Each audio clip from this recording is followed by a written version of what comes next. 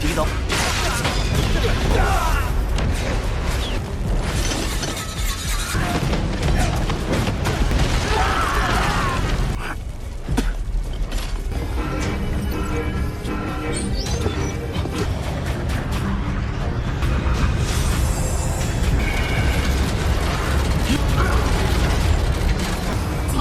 警告！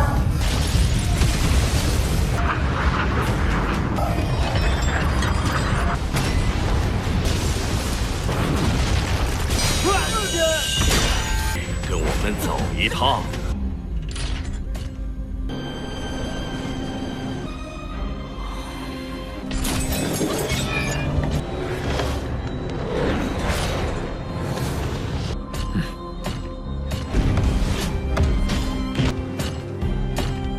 Halo kalian semua, selamat datang di channel Singkat Padat. Pada video kali ini kita akan melanjutkan cerita dari serial Donghua Soulstar episode 102. Dan sebelum kita masuk ke cerita terbaru, mari kita sedikit mengingat cerita sebelumnya. Yang dimana pada cerita sebelumnya keluarga Nolashan mendapatkan kejutannya sangat menggemparkan bagi mereka. Yang dimana kejutan tersebut berasal dari Lo Feng. Karena Lo Feng telah membeli planet bumi dan juga bukti pembelian dari planet bumi telah ditunjukkan oleh Lo Feng kepada keluarga Nolashan. Para keluarga Nolashan yang menyadari hal itu pun sangat kaget dan juga marah dengan apa yang telah Lo Feng lakukan kepada mereka. Jadinya keluarga Nolashan pun mau tidak mau harus segera pergi meninggalkan planet bumi, karena jika tidak maka keluarga Nolashan mereka akan dicap sebagai perompak oleh naga hitam, yaitu kekaisaran yang lebih tinggi daripada keluarga Nolashan. Dan setelah kemarin pasukan keluarga Nolashan pergi meninggalkan bumi, pula mendapatkan panggilan langsung dari Nolashan, yang sekarang ia tampak kesal karena pula yang telah gagal mendapatkan planet bumi. Saking kesalnya Nolashan sampai membuat pasukan pula diusir dari keluarga Nolashan. Tetapi Nolashan masih memberikan kesempatan terakhir kepada pula, yang dimana pula diminta untuk mengirimkan pasukan elit Nolan mereka pergi mengintai planet bumi untuk mencari mayat dari tanduk emas, karena Nolashan sangat menginginkan monster tanduk emas tersebut. Yang singkat cerita, kemarin Torewu bersama para pasukan elitnya yang dikirimkan, dan kemarin pasukan Torewu telah pergi ke tempat kediaman Lo Feng untuk menculik keluarga Lo Feng untuk mencari tahu tentang informasi dari tanduk emas, dan itu merupakan inti cerita pada cerita sebelumnya. Hal gitu pun sekarang mari kita melanjutkan cerita dari serial Donghua Soulstar episode 102. Cerita ini berlanjut dengan diperlihatkan kediaman rumahnya Lo Feng. Di sana terlihat adanya ayah, ibu serta pacar Lo Hua yang berada di sana. Dengan di sini ayahnya Lo Feng yang sedang bermain dengan kedua cucunya, yaitu anak-anaknya Lo Feng. Tetapi di saat itu tiba-tiba saja mereka mendapatkan serangan dari pasukannya Tueruo, yaitu pasukannya keluarga Nolashan yang ditugaskan untuk mencari mayat dari tanduk emas.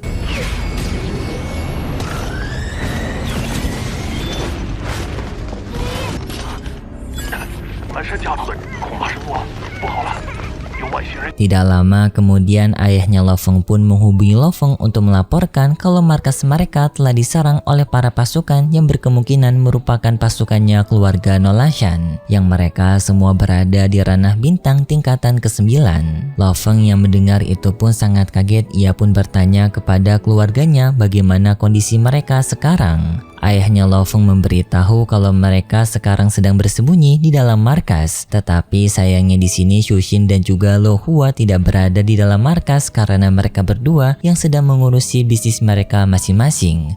Lo Feng yang melihat markasnya diserang pun sedikit khawatir karena markasnya sendiri tidak bisa bertahan cukup lama untuk menahan serangan dari para pasukan keluarga Nolashan. Dan kita pun berpindah dengan diperlihatkan adanya pertempuran, yaitu pasukannya Lo Feng melawan pasukannya Torewu. Dengan di sini mereka yang saling bertarung. Walaupun di sini pasukan Lo Feng yang memiliki jumlah yang sangat banyak, tetapi pasukannya Torewu jauh lebih kuat karena mereka semua yang berada di tingkatan bintang melawan tingkatan keberangkatan Star Travel bukanlah masalah yang sulit. Pasukan Star Travel Lo Feng pun dihajar habis-habisan oleh para pasukannya Torewu. Dengan waktu yang sangat cepat, pasukan Lo Feng dihajar habis-habisan oleh mereka semua, sampai mereka semua tidak bernyawa. Torewu menyuruh kepada rekannya Ronze untuk segera menghancurkan pintu masuk dari markas Lo Feng ini. Sistem pertahanan Lo Feng memberitahu kepada keluarga Lo Feng kalau pelindung luar mereka sekarang telah mengalami kerusakan 100%, yang artinya pelindung luar mereka sudah tidak bisa lagi mencegah pasukan Nolashan untuk masuk. Sekarang pun mereka hanya tersisa pelindung bagian dalam. Ronze dengan mudahnya menghajar para pasukan Lo Feng dengan hanya sekali serangan saja, menggunakan pedang terbangnya yang ia kendalikan. Sekali terabasan membuat seluruh pasukan Lo Feng yang berada di hadapannya pun tewas. Sedikit info saja, jika Ronze ini merupakan pejuang roh sama seperti Lo Feng. Ia dapat mengendalikan kekuatan spiritualnya untuk mengendalikan benda dan juga menyerang jiwa seseorang sama seperti Lo Feng. Dengan hanya Ronze sendirian, seluruh pasukan Lo Feng pun kini telah diratakan, tidak ada lagi yang hidup di antara mereka. 人体服从听令，外层防御器。用这些滴血努力向敌岛。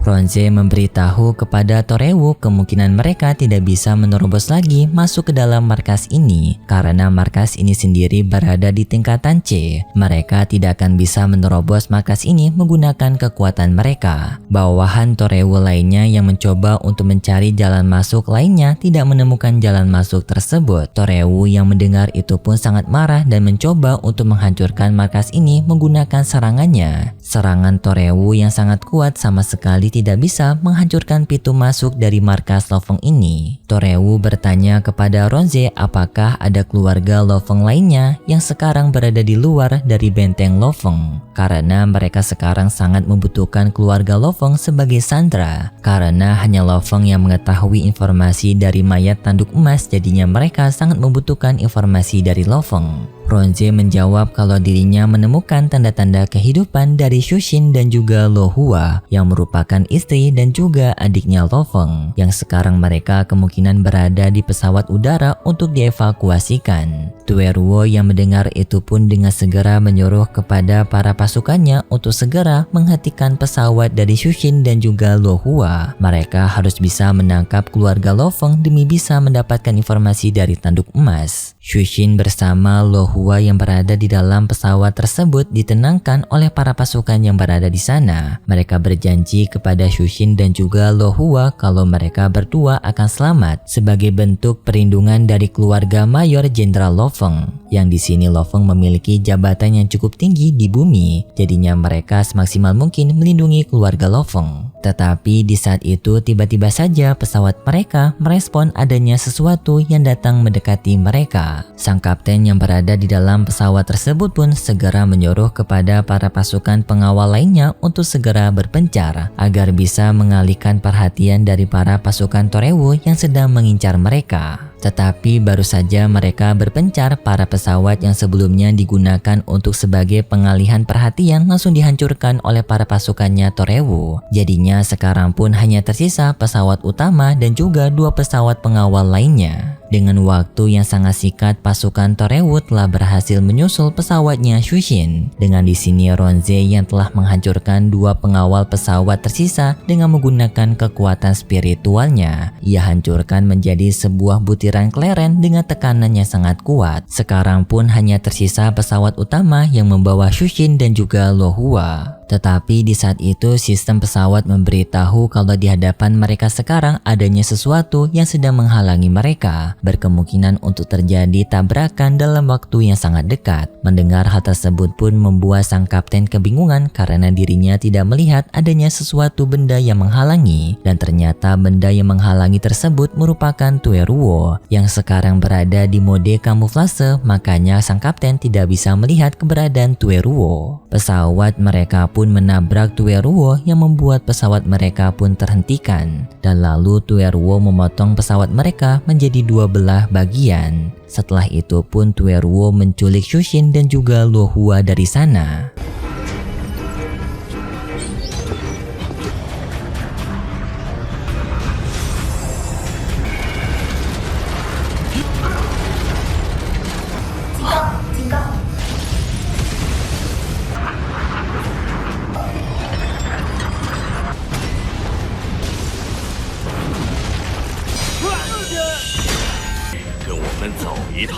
Lo Feng yang berada di dalam pesawat telah mengamati penyerangan dari Tueruo ini melalui pandangan satelit. Lo Feng menyadari jika Shushin dan juga Luo Hua telah diculik oleh para pasukannya Torewu. Untuk memastikannya, Lo Feng pun melihat tayangan ulang dan mencoba untuk menggunakan program kamuflase untuk mendeteksi keberadaan dari Tueruo. Dan ternyata benar di sana terlihat adanya Tueruo yang telah menabrakkan dirinya sendiri ke pesawat yang digunakan oleh Shushin. Dengan segera Lo Feng menelepon Shushin untuk mencari tahu kondisi Shushin. Tetapi sangat disayangkan Shushin tidak menjawab panggilannya Lo Feng. Hal ini pun membuat Lo Feng semakin marah kepada para pasukannya keluarga Nolashan karena telah menculik keluarganya. Apalagi ini merupakan istrinya dan juga adiknya. Lai Shen bersama Hong pun meminta kepada Lo Feng untuk tenang terlebih dahulu. Dan tidak lama kemudian pun mereka mendapatkan panggilan telepon dari Komandan Li. Komandan Li melaporkan kepada mereka kalau pihak bumi sebelumnya telah mendapatkan serangan tiba-tiba dari para alien. Dengan mereka yang telah menyerang 5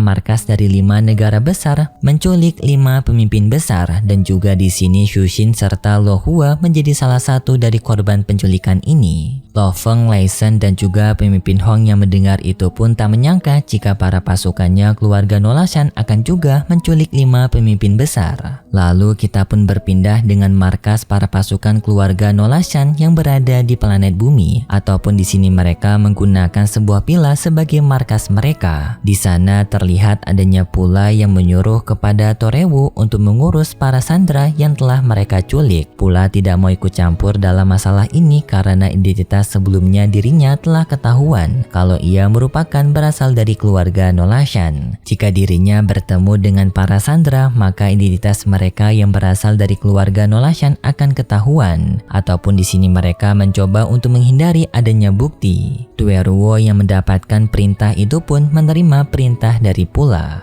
Torewu menyuruh kepada Pula untuk melakukan hipnotis membaca pikiran mereka. Apakah mereka di sini mengetahui lokasi keberadaan dari monster tanduk emas? Ronze pun menggunakan kekuatan mata spiritualnya untuk menghipnotis mereka semua. Setelah mereka semua terpengaruh oleh hipnotisnya Ronze, Torewu pun bertanya kepada mereka, di mana lokasi dari mayat monster tanduk emas? Pemimpin Amerika menjawab kalau mereka sebelumnya memang telah mencari lokasi dari monster tanduk emas ini, tetapi mereka sama sekali tidak menemukan hasil dari pencarian itu. Tueruo yang mendengar itu pun sadar jika lokasi dari mayat tanduk emas ini hanya diketahui saja oleh Lo Feng. Jadinya mereka harus bisa mencari informasi ini secara langsung dengan Lo Feng. Setelah itu Ronze menyelesaikan hipnotisnya, membuat orang-orang yang berada di sana pun kembali tersadarkan diri. Dan di sini tangan mereka semua diikatkan menggunakan sebuah gelang pembeban, membuat mereka semua pun tidak bisa bergerak dari sana. Lo Feng yang berada di dalam pesawat luar angkasa mendapatkan panggilan dari nomor asing. Lo Feng pun dengan segera mengangkat panggilan tersebut, yang ternyata itu merupakan Tueruo. Di sini juga pembicaraan mereka berdua ditonton oleh Pula.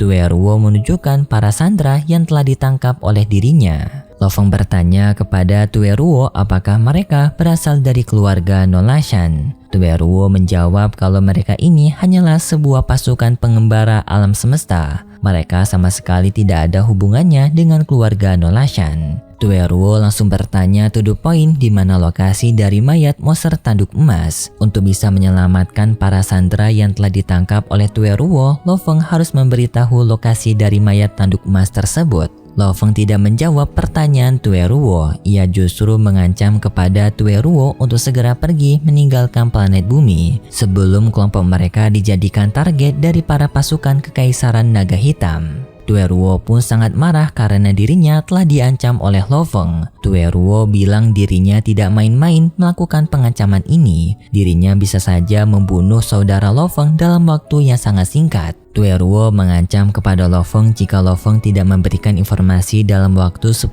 detik, maka dirinya akan membunuh adiknya Lo Feng duluan. Dan satu persatu dari mereka jika Lo Feng sama sekali tidak mau berbicara. Tueruo memulai hitungan mundur kepada Lo Feng. Lo Feng pun dengan segera menghentikan Tueruo. Lo Feng mengajak Tueruo untuk melakukan sebuah penukaran, yang dimana di sini Lo Feng akan menyerahkan mayat dari monster tanduk emas, sedangkan Tueruo akan membebaskan para sandera. Tueruo yang mendengar itu pun merasa senang. Lo Feng memberitahu kepada Tueruo kalau mayat dari monster tanduk emas tidak berada di bumi. Percuma saja mereka mencari mayat tanduk emas di bumi karena sejak awal mayat tersebut tidak berada di sana. Tueruo pun bertanya di mana sekarang lokasi dari mayat tanduk emas itu. Lo Feng menjawab dirinya tidak akan memberitahunya langsung karena Lo Feng tahu jika Tueruo ini bukanlah orang yang bisa dipercaya. Setelah Lo Feng memberitahu lokasi dari mayat tanduk emas ini, Tueruo kemungkinan akan langsung membunuh para sandera karena dirinya yang sudah mendapatkan koordinat maka tidak memerlukan para sandera lagi. Lo Feng melakukan deal kepada Tueruo dengan mengatakan kalau dirinya akan memberikan lokasi terdekat dari mayat tanduk emas itu. Sedangkan Lo Feng akan mengirimkan pasukannya untuk menjemput keluarganya. Setelah Lo Feng mendapatkan keluarganya, maka Lo Feng akan memberikan lokasi spesifik dari mayat tanduk emas itu. Di sini Lo Feng mencegah Torewu untuk bisa mendapatkan kendali sepenuhnya dalam deal ini, yang dimana Lo Feng mengatakan jika Torewu tidak berniat untuk menyelamatkan keluarganya, maka Torewu juga tidak akan bisa mendapatkan mayat dari tanduk emas itu. Pula yang mendengar pembicaraan mereka ikut merasa jengkel karena ternyata Lo Feng tidak sebodoh yang mereka kira. Torewu menjawab kalau dirinya setuju dengan deal-dealan ini. Setelah itu pun panggilan mereka berdua ditutup.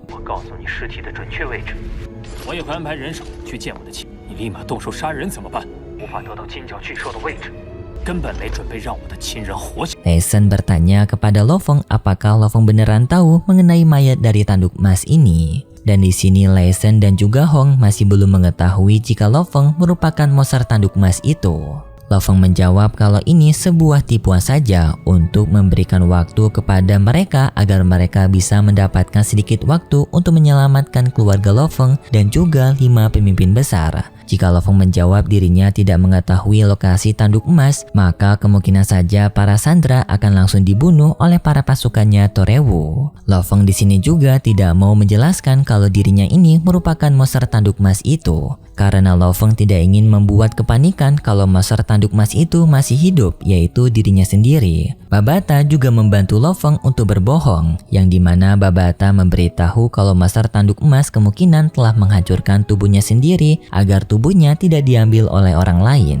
Setelah itu pun Lo Feng langsung menelepon sang penjual budak yaitu Wulan untuk membeli beberapa budak dari tingkatan 9, yang di sini totalnya hanya 8 saja. Karena Lo Feng yang membelinya secara mendadak membuat dirinya tidak bisa mempersiapkan banyak budak. Singkat cerita, mereka telah sampai di planet Bailan dan di sini Lo Feng menerima para budak yang sebelumnya telah ia pesan. Lo Feng meminta kepada pemimpin Hong dan juga Leisen untuk menetap di planet Bailan sementara waktu, karena di sini pertarungan ini bukan pertarungan mereka, hanya para ranah tingkatan bintang 9 saja yang dapat mengikuti pertarungan ini. Lo Feng sendiri ikut dalam misi ini hanya untuk mengarahkan para pasukan budak saja. Selebihnya pertarungan akan diserahkan oleh para pasukan budak. Pemimpin Hong dan juga Leisen merasa sangat tidak nyaman dengan keberadaan mereka sekarang karena mereka yang sama sekali tidak bisa membantu. Lo Feng menjawab kalau dirinya tidak mempermasalahkan hal tersebut karena memang kondisi mereka sekarang yang tidak diuntungkan.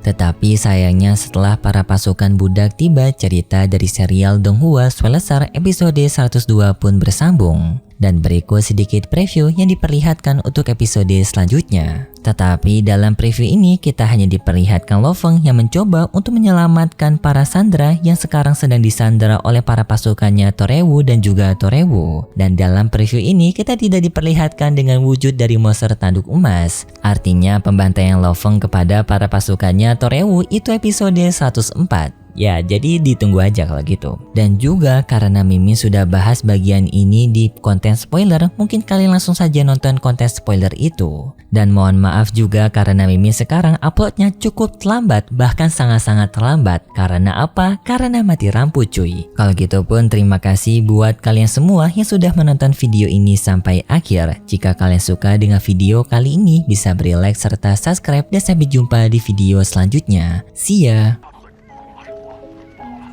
有外星人。